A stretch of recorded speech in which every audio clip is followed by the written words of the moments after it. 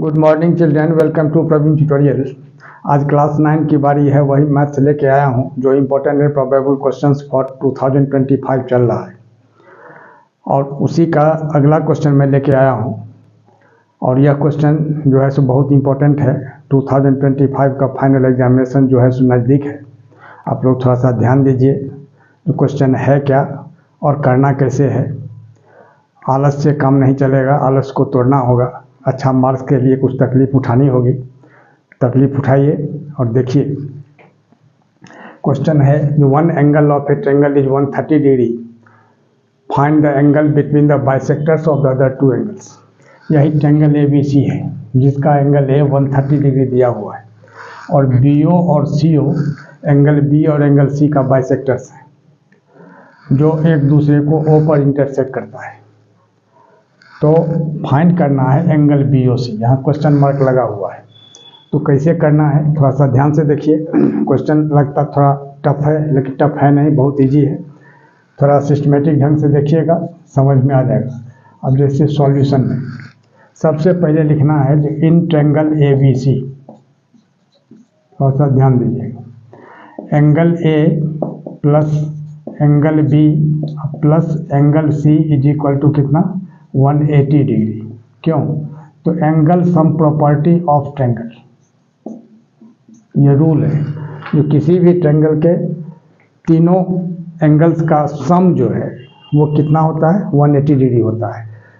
The sum of all the angles of a triangle is 180 degree. तो यही angle sum property of triangle हो गया। अब आइए इधर, तो एंगल A कितना दिया हुआ है, 130 डिग्री। तो एंगल A की जगह 130 लिख दीजिए। Angle B plus angle C is equal to कितना, 180 डिग्री। अब क्या होगा, angle B plus angle C is equal to 180 degree अब माइनस 130 डिग्री, दैट इज कितना, 50 डिग्री। और इसको अगर माइनस करते हैं तो कितना आता है, 50 डिग्री। अब क्या करना है, जो multiplying both sides by half, multiplying both the sides, थोड़ा ध्यान दीजिएगा स्टेप पर,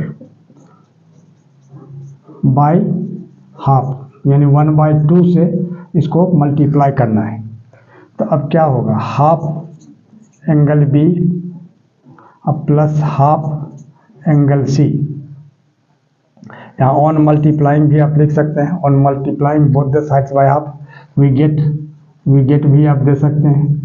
अब देखिए, तो half angle B plus half of angle C is equal to half of 180, sorry half of 50, क्योंकि ये 50 है। अब क्या होगा, ये एंगल B का हाफ, थोड़ा गौर कीजिए, एंगल B ये पूरा है, इसका हाफ हो जाएगा OBC। यानी क्या हो लिखना होगा, एंगल OBC अब plus half of angle C ये पूरा है, हाफ ऑफ एंगल C क्या हो जाएगा, एंगल OCB। यहाँ लिख देना होगा angle OCB is equal to, इसको अगर हम कैंसिल करते हैं तो कितना होता है, 25 डिग्री। अब देखिए, अब इस ट्रायंगल में ये दोनों एंगल मिला के कितना आया है, 25 डिग्री। इसको कर दीजिए नंबर 1।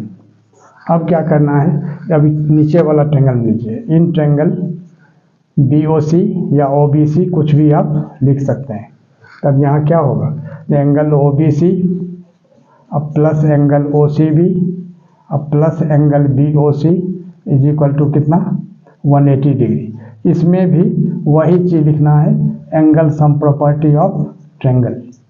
अब देखिए, अब OBC और OCB ये दोनों मिला के कितना है, 25 डिग्री। तो यहाँ लिख देना होगा 25 डिग्री अब plus angle BOC is equal to कितना, 180 degree. Therefore angle BOC is equal to कितना होगा, 180 डिग्री अब माइनस 25 डिग्री। अब 180 में 25 अगर हम माइनस करते हैं तो कितना होता है, 155 डिग्री, और यही इसका आंसर हो जाएगा। Question number 2। क्वेश्चन नंबर 2 है, जो find the volume of a right circular cone whose radius and height are 3.5 cm and 12 cm respectively. अब यहाँ थोड़ा सा ध्यान दीजिएगा, क्वेश्चन यही कोन है, राइट सर्कुलर कोन, जिसका रेडियस दिया हुआ दैट इज OC या OB कुछ भी बोल सकते हैं, 3.5 cm, और हाइट दिया हुआ कितना, 12 cm। हाइट का मतलब वर्टिकल हाइट हो गया। और रिस्पेक्टिवली में बहुत इसमें कंफ्यूज कर जाते हैं। रिस्पेक्टिवली का मतलब क्या होता है, जैसे 3.5 cm है और 12 cm है, पहले रेडियस है और फिर हाइट है, तो रेडियस जो है तो पहला वाला होगा और हाइट जो है सो दूसरा वाला होगा। अब देखिए सॉल्यूशन में क्या करना है, क्या क्या चीज़ पहले दिया हुआ उसको लिखना है। तो r is equal to 3.5 cm, r that is radius, और h दिया हुआ कितना 12 cm। तो क्या निकालना है, वॉल्यूम, यानी वॉल्यूम ऑफ कोन निकालना है। अब देखिए फॉर्मूला क्या होता है, इस सब पर ध्यान देना होगा। Volume of cone is equal to कितना 1/3 पाई r स्क्वायर h, ये फार्मूला होता है। अब फार्मूला याद नहीं रहेगा तो फिर आप जानते हुए भी आप नहीं कर पाएंगे, इसलिए फार्मूला पर थोड़ा ज़्यादा फोकस करना है। तो 1/3 पाई के जगह 22/7 और r स्क्वायर, r कितना है 3.5 cm और इसका होल स्क्वायर, और इंटू h कितना है 12 cm। यूनिट लिखना नहीं भूलिएगा, नहीं तो बाद में दिक्कत होगा। तब 1/3 into 22/7 into 3.5 cm into 3.5 cm, क्योंकि स्क्वायर है, होल स्क्वायर है, इंटू 12 cm। अब देखिए अब इसी को कैंसिल करना है, तो कैंसिल करने के लिए एक बार फिर से आप लिख दीजिए। अब यहाँ आप यूनिट हटा भी सकते हैं, 22/7 यहाँ 35/10 और यहाँ भी 35/10 और यहाँ क्या हो गया 12 और 3 ठो cm है, cm into cm into cm, यही लास्ट में एक साथ cm³ आप लिख दीजिए।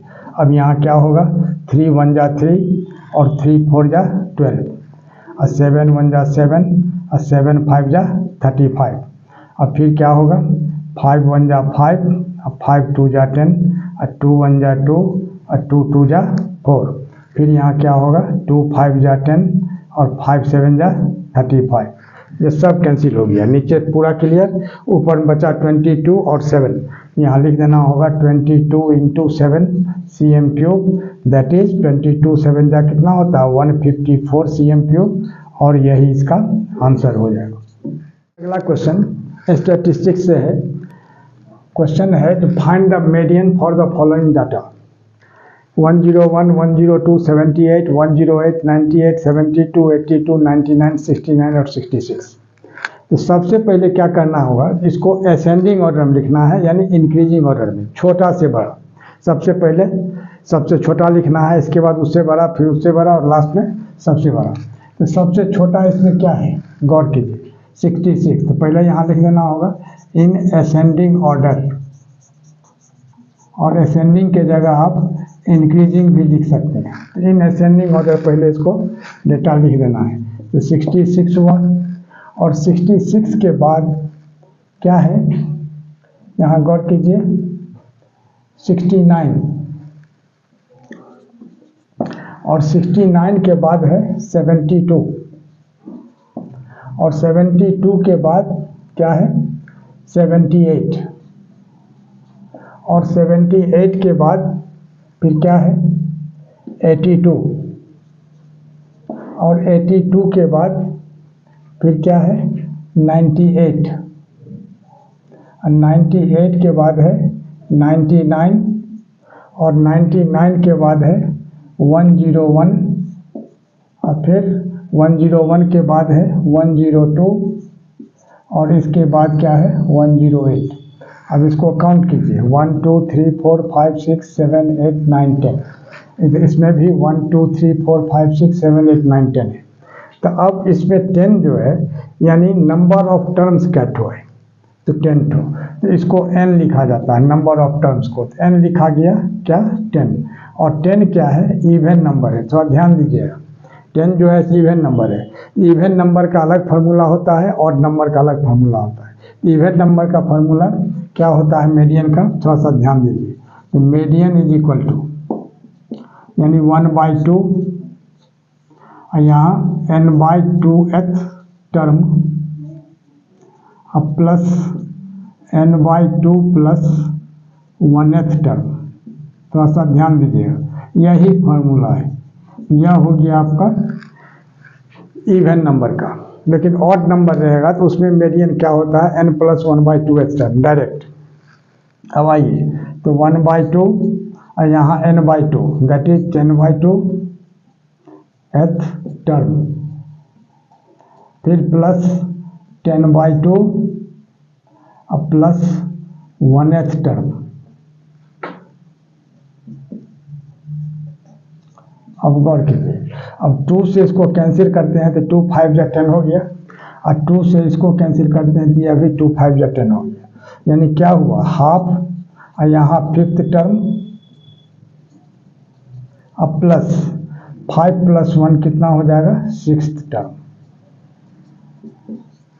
अब हाफ और 5th टर्म, अब गौर कीजिए 5th टर्म क्या यहाँ से काउंट करना है, क्वेश्चन में काउंट नहीं करना है, असेंडिंग ऑर्डर जो निकाला गया है उसमें काउंट करना है। तो 1 2 3 4 5 यानी 82, अब प्लस यहाँ 6th टर्म क्या है, 98। अब इसी को ऐड करना है तो 1/2 इंटू, अब 8 × 2 10 हो गया, और 9 8 17 और 1 18 हो जाएगा। अब 2 से अगर हम कैंसिल करते हैं तो कितना होता है, 90, यानी यही 90 इसका आंसर हो जाएगा, यानी मीडियन निकल गया। अब इसी तरह का इंपॉर्टेंट क्वेश्चन का सीरीज हमारे बीच चलता रहे, इसके लिए आप लोग लाइक शेयर और सब्सक्राइब जरूर करें। धन्यवाद।